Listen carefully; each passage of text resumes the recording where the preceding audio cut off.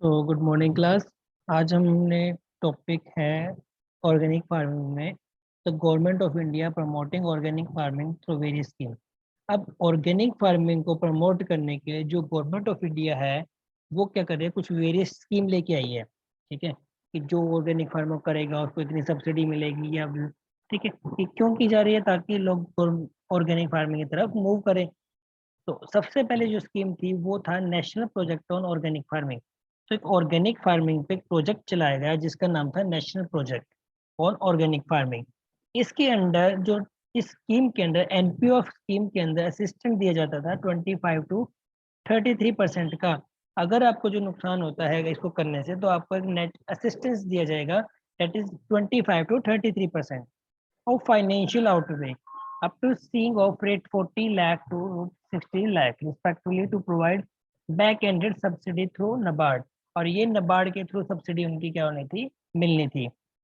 ठीक है, अब इसके लिए एस्टेब्लिशमेंट के लिए अगर बायो पेस्टिसाइड या बायो फर्टिलाइजर यूज करते हैं एंड एग्रो वेस्ट कंपोस्ट हम करते हैं तो इसके under total 50 numbers bio fertilizer production unit हम लगा सकते हैं और 17 नैनोस फ्रूट वेजिटेबल हम इसके अंदर लगा सकते हैं जो स्कीम के अंडर क्या है, लिस्टेड है। क्लियर है?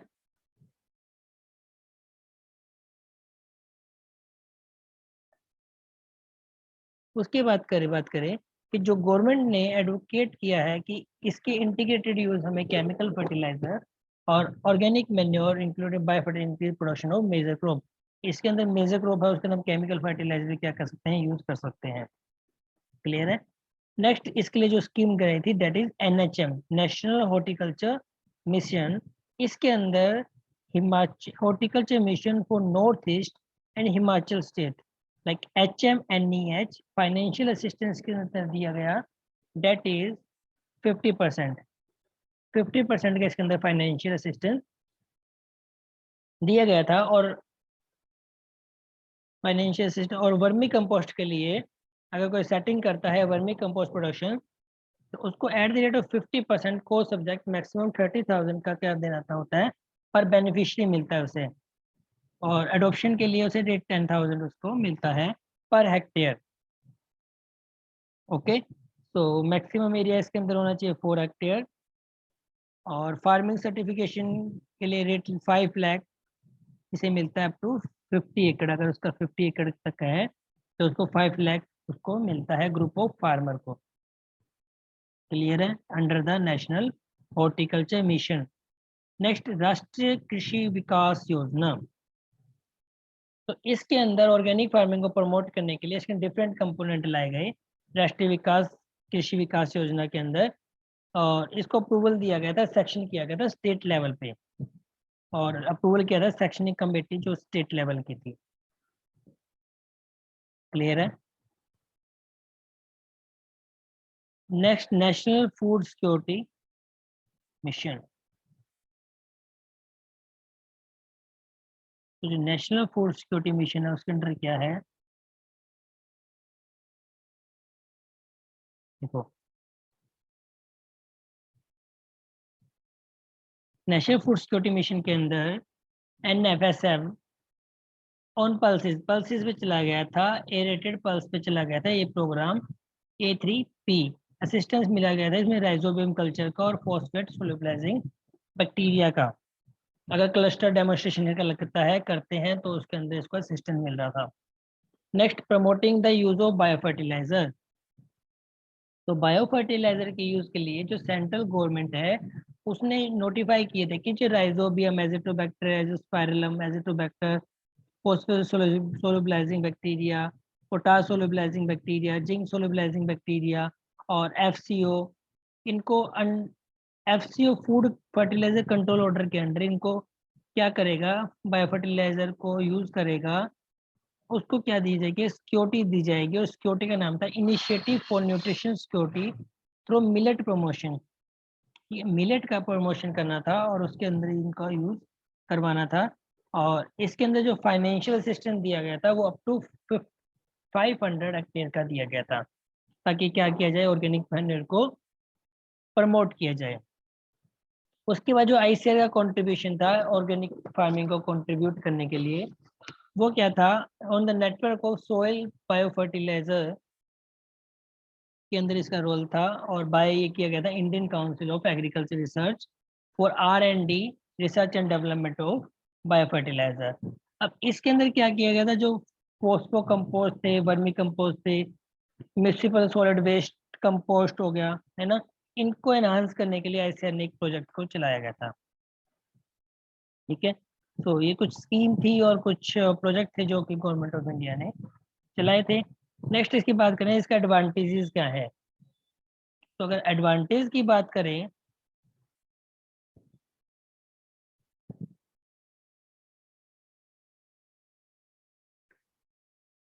तो एडवांटेज, इसका सबसे पहला एडवांटेज तो ये है कि जो ऑर्गेनिक मैन्योर है वो ऑप्टिमम कंडीशन ऑफ सोइल के अंदर क्या करता है, प्रोड्यूस करता है, कि उसकी ऑप्टिमम कंडीशन को बढ़ाता है। दूसरा, ये एंटायर न्यूट्रिएंट को प्रोवाइड करता है, उसको सप्लाई करता है जितने भी उसे रिक्वायरमेंट है न्यूट्रिएंट की। अब न्यूट्रिएंट तीन तरह के होते हैं, एक तो एनपीके जो एसेंशियल हो गया, और मैक्रो न्यूट्रिएंट सेकेंडरी और माइक्रो न्यूट्रिएंट इनकी रिक्वायरमेंट होती है। और प्लांट की ग्रोथ और उसकी फिजियोलॉजिकल एक्टिविटी को इम्प्रूव करने के लिए इसका यूज होता है। ये इसका एडवांटेजेस है। इसको इम्प्रूव कर सकते हैं हम, ग्रेनुलेशन और गुल तिल्स के लिए हम इसको यूज कर सकते हैं, और इसको इम्प्रूव कर सकते हैं from the retention of soil nutrient and favourable chemical reaction. They reduce the need of purchase input. Most of organic manure are waste of byproduct which accumulated load of pollution. Organic fertilizer are considered as complete plant food, and organic grown crop are believed to provide more healthy and nutrition। देखो simple से क्या है कि अच्छा plant product उसे food मिलेगा अगर organic fertiliser use करते हैं, और सुपीरियर फूड मिलेगा उसको, उसको खाने से एनिमल और मैन को नुकसान नहीं होने वाला। ठीक है, तो ये केमिकल तो हम यूज कर ही नहीं रहे, हम ऑर्गेनिक प्रोडक्ट यूज कर रहे हैं, जिससे फूड की जो क्वालिटी है वो क्या होगी, एनहांस होगी।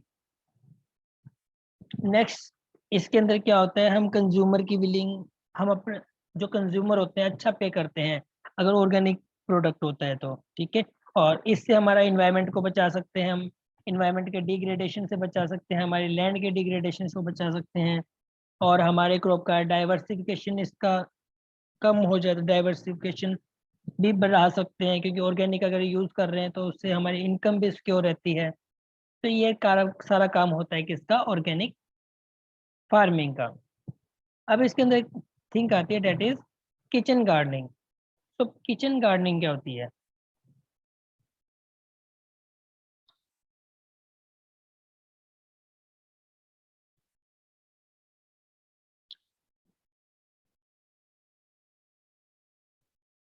अब किचन से मतलब ये नहीं कि किचन में हम गार्डनिंग करेंगे। ठीक है, किचन गार्डनिंग से मतलब ये होता है कि हम वेजिटेबल का कल्टीवेशन करना है, या तो होम के अंदर या बैकयार्ड हो, हमारे जो घर के पीछे जो जगह होती है उसमें। ठीक है, हम वहां पे वेजिटेबल का को ग्रो कर सकते हैं एज अ होम गार्डन और किचन गार्डन। इसका जो साइज होता है वो फैमिली के हिसाब से होता है, कि हम फैमिली का साइज देख लें और इस हिसाब से वहाँ पे वेजिटेबल को ग्रो कर लें। ठीक है, अब इसका प्रिंसिपल क्या है, इसका किचन गार्डनिंग का। तो जो पपाया, बनाना, ग्रेप्स, लाइम, करोंदा suitable fruit tree for kitchen gardening. अगर घर पे हम लगाए तो किचन गार्डनिंग के लिए हम पपाया लगा सकते हैं, बनाना लगा सकते हैं, ग्रेप्स, लाइम और करोंदा, इन सभी को हम लगा सकते हैं। कुछ पेरिनियल और fruit plant like papaya, lemon, lime, करोंदा, हम इसको भी लगा सकते हैं नॉर्थ साइड में। ठीक है, उसके अलावा हम कुकर बीट्स और बीन लगा सकते हैं बॉर्डर, और जिससे फेंसिंग के लिए हम इसको लगा सकते हैं। कुछ रूट क्रॉप लगा सकते हैं लाइक रेडिश, टर्निप, कैरेट। ठीक है, हम रिजिस पे लगा सकते हैं। लैंड को हम वेकेंट नहीं छोड़ेंगे, should not be left and intensive crop cultivation, और इसको हम सक्सेसिव और कंपेनियन क्रॉप के साथ क्या कर सकते हैं, फॉलो कर सकते हैं। नेक्स्ट अगर प्रॉपर रोटेशन की बात करें तो प्रॉपर रोटेशन इसमें जरूरी है, सिलेक्शन ऑफ वेजिटेबल जो क्रॉप जरूरी है। नेक्स्ट इसके अंदर प्रोविजन ऑफ कंपोस्ट पिट भी हम कर सकते हैं किचन गार्डनिंग के अंदर किसी घर के कोने में। नेक्स्ट वैरायटीज ऑफ वेजिटेबल को हम लगा सकते हैं किचन गार्डनिंग के अंदर।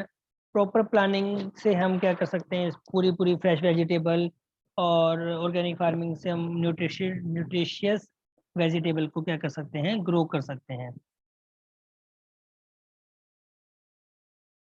यहाँ तक क्लियर हुआ सभी को? हम नेक्स्ट मूव करते हैं।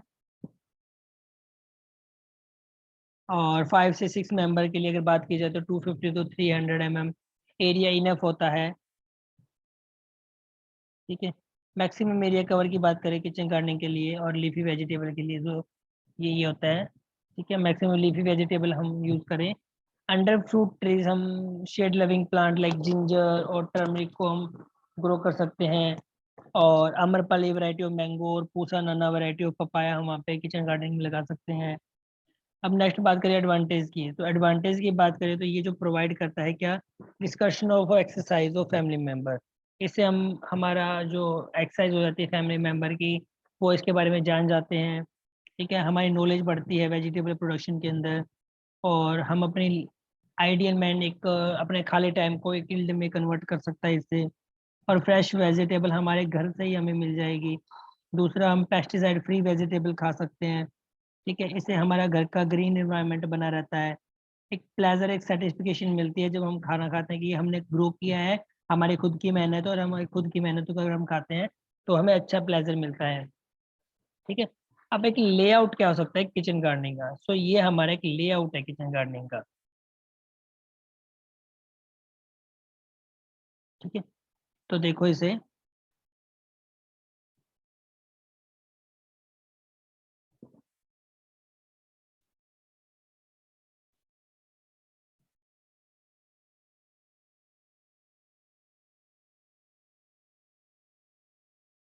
ऐसा लेआउट बनाना है हमें। हमें यहाँ पे एप्पल लगा सकते हैं, यहाँ पे ड्रम स्टिक लगा सकते हैं, यहाँ लीफी वेजेस लगा सकते हैं, या बनाना है पपाया लगा सकते हैं, या मैंगो लगा सकते हैं, इस तरह हमने। ठीक है, लाइक मेज मेज लगा दिया, ओकरा ओकरा लगा दिया, ओकरा लगा दिया, chilli capsicum brinjal brinjal brinjal, tomato tomato tomato, then यहाँ पे स्पिनच स्पिनच। और साइड में हमने बना लिया कंपोस्ट पिट, और इसका एक बना दिया वाटर चैनल। तो ये हमारा इसका हो गया ब्लूप्रिंट। ठीक है,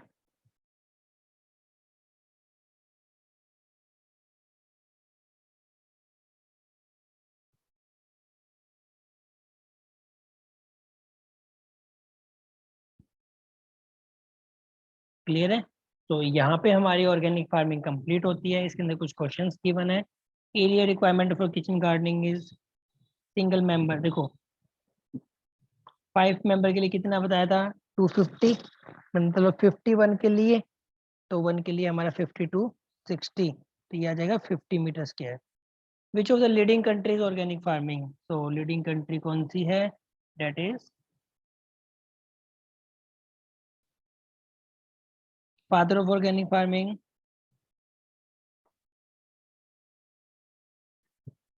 कौन है father of organic farming?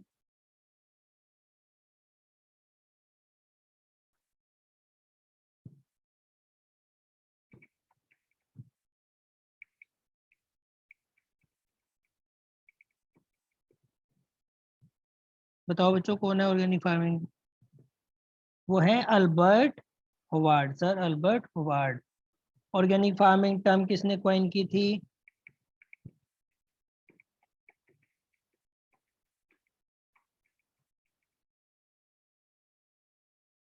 That is by Lord Northbourne. Which one is declared by organic state, किसे ऑर्गेनिक स्टेट डिक्लेयर किया जा चुका है?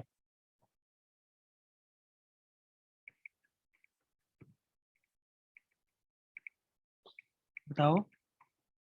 That is Sikkim. क्लियर है? नेक्स्ट हमारे कुछ डिस्क्रिप्टिव क्वेश्चंस है कि लेआउट बनाना है, तो हमने दिखा दिया आपको लेआउट कैसा होगा। नेशनल फूड सिक्योरिटी की समरी लिखनी है जो हमने पढ़ा है। और केमिकल फार्मिंग कब इंडिया में इंट्रोड्यूस हुई, उसके इंसिडेंट्स क्या थे, ऑर्गेनिक फार्मिंग क्यों है, क्या है होती है, और इसकी नीड क्यों है। और शॉर्ट नोट लिखना है ऑर्गेनिक फार्मिंग इन इंडिया पे। कर लोगे? ओके, नेक्स्ट क्लास में हम अपन स्टार्ट करेंगे unit 3, that is post harvest management. ठीक है क्लास, तो आज हम यहीं तक करते हैं। Till then take care, bye.